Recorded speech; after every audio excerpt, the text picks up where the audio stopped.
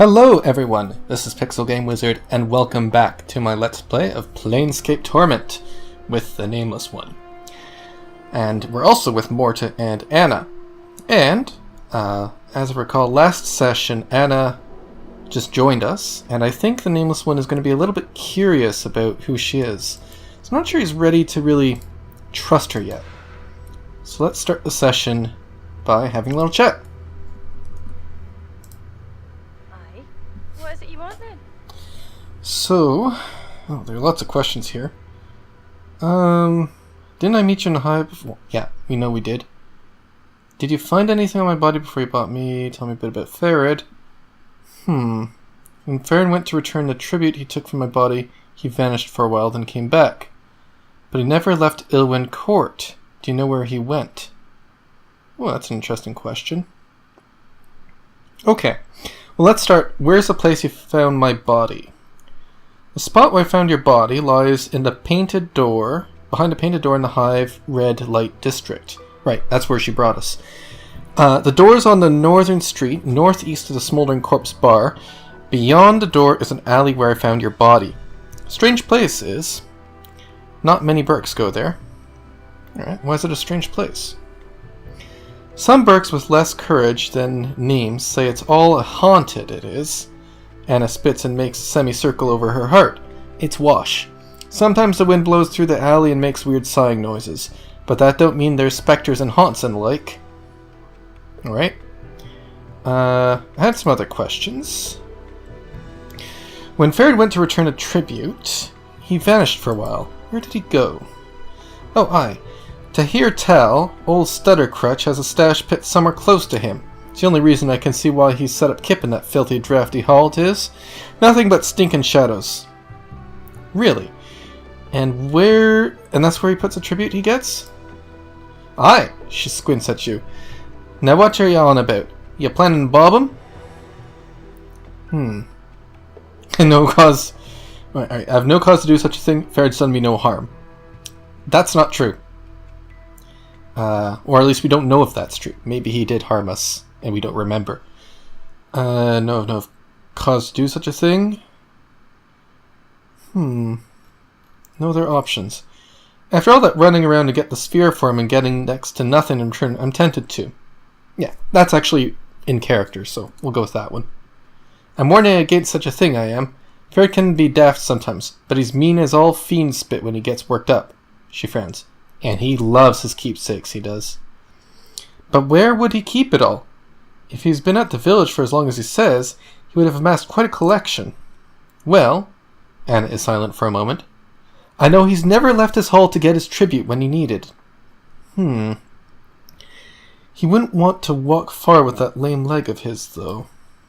Aye, that's true, but only if you don't watch him careful. He isn't lame, so he puts on a fair show about being weak in the leg. Oh, so that crutch of his could be a portal key.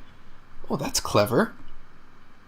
Anna frowns in thought for a moment, then slowly nods her head. Aye, there's a thought. She shrugs. I wouldn't know how you'd use it, though. Maybe you just need to have it. Maybe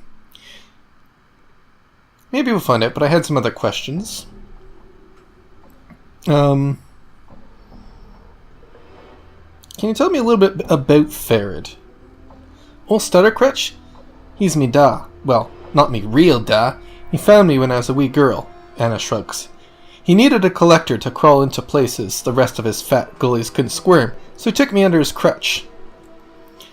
I didn't think you and him looked much alike anyway. Well, yeah. I think that was supposed to be implied. Can you tell me anything else about him? Been at the village longer than I. Come there's a stone's age ago, maybe even found the place. Some of the villagers say. Anna frowns. Farid's a shrewd one, he is. Has a way of squeezing more out of copper than most. And he never was at the lack for jink. Was he searching for that bronze sphere all that time? I suppose, Anna shrugs again. I don't know why he was all afire to get it. I could smell it as soon as you brought it to him. She wrinkles her nose. Foul custard smell it had. Still, Must have had something right valuable for him to carry on like it did. About it like he did. Almost half a score of collectors got pinned in the dead book trying to fetch it. Alright, other questions? We're not really interested in becoming a thief. So just these 2 questions. Did you find anything on my body before you brought it to the mortuary? She looks at us warily, and her tail stops flicking for a moment, then resumes slower than before. Mayhap I found something, but if I found anything, it's mine by right. It is... the other bits are in Ferret's keeping. And I don't have time for games. What did you find on my corpse? Well, you had some fist irons, you did. And a little bit of jink, but I left that for the dusties so they think I was a wee bit honest. You had an ugly ring that I kept. She dips her finger into her arm bracers and pulls forth a small ring with a stone mounted on it. Worth thrice more than jink and the irons, it was. She studies the ring and squints. Too bad it's too ugly to wear. I'd like that ring back now. She studies the ring with a frown, glances at you, then back at the ring. With a sneer, she flicks the ring to you. Didn't I want the ugly thing anyway? I didn't. So what's this option? Mention stuff from my body. In Ferret's keeping, what did you mean? I think we know what she means. I'm just going to click it. Ferret takes a bit off each corpse we find, he does. It's his right, being lord of the village and all. Off every corpse you find? That's a lot of corpses. Oh, aye, to hear tell. Well, Suttercrutch has a stash pit somewhere close to him. It's the only reason I can see why he's set up kipping that filthy drift hall. Yeah. Alright, and we've seen this all before. So I'm just going to click through it, because there's no way to exit. Yeah, we may look into it later. Let's move on. Very good. So one thing I will quickly add is I did not prepare spells before sleeping at the end of last session, but right before starting the recording, or at least the part that you'll see, I did just prepare a few spells to fill in the slots. I'm probably going to do that at the beginning of every session, or at the end, might make more sense. Just so you know what's going on. Another thing you might have noticed is that by the time this video comes out, I will have reduced the upload rate from 5 videos a week down to 3. And the reason for that is, at the moment, it is a little bit hard for me to keep up a pace of 5 videos a week. But don't worry about it because you will still be getting steadily 3 videos a week. That's not going to change. It's just easier for me to keep track of and stay on top of, and I don't want you to be in a situation where you're waiting for... I publish all my videos and then you're waiting for the next one and you have to wait several weeks because I've been uploading them too frequently. I'd rather have a little bit of a buffer so that way I haven't gone anywhere and you can be confident that this LP will continue. Now, I did get a comment the last video that it might be worth exploring the hive a little bit more, and as it turns out, we never did explore this area of the hive in our first walkthrough. So I think I'm going to go and do that now. So there's a painted door that Anna showed us, so we're going to go to that eventually. But before that, let's take a look at the tattoo parlor. Interesting. And the smoldering corpse bar. So let's start with the tattoo parlor because it's closer. And you might learn a little bit more about these weird tattoos that one can detach. The lady's case. If we stay here, we will. Okay. I'm not sure what that's about. So you see a tall creature with a shock of white hair. Its skin has a greenish cast and a pair of goat horns protrudes from its forehead. It is dressed in long flowing robes. How did that one come out? Alright, greetings. A series of symbols materializes. Okay, you've seen this before. Anna gives a warning hiss as you turn to face her. You notice she's staring wide-eyed at the creature. She makes a semicircle over her heart. What's wrong, Anna? Are you daft? Anna turns to you, and you suddenly realize she's frightened. Are you so pig-eager to dance in this lady's shadow you'll bandy words with this one? She gives this place a laugh before we get penned in the dead books. Yeah. Let's give this place a laugh before we get penned in a dead book. Excuse me. Right. What's the problem? It's Fel. Anna throws a fearful glance at the creature, presumably Fel. Let's be away, aye? No good'll come of being here, so it won't. Fel? In response, Fel bows. A lone symbol appears above his head. It is blurry at first, then resolves into a white oval with a black lightning bolt through it. For some reason, you have a feeling you know this creature. A white oval with a black lightning bolt through it. Huh, okay. He's a Dabus, who's not a Dabus, aye? He walks on the ground. Anna's voice drops to a whisper and she starts trembling. No more questions. Let's give this place a laugh, aye? Well, we've already met a Dabus. Anna, no harm will come to you while I'm here. Tell me, what's a Dabus? Well, how about no harm will come to you while we're here? Nope, that's all the options. Alright. I guess we have to ask what a Dabus is, then. Dabus are hurricane. They take care of the city, fixing and tearing it down and building it all back up. They talk in symbol puzzles in the air. You gotta piece them together to figure out the chant. I just want to ask Fel a few questions. We'll be gone in no time. Anna grabs your arm. Please, nay, nay. No good'll come of it. Anyone speaking to Fel could draw the lady's gaze. I don't want to die. I don't. To your surprise, Anna looks close to tears. Promise. Okay.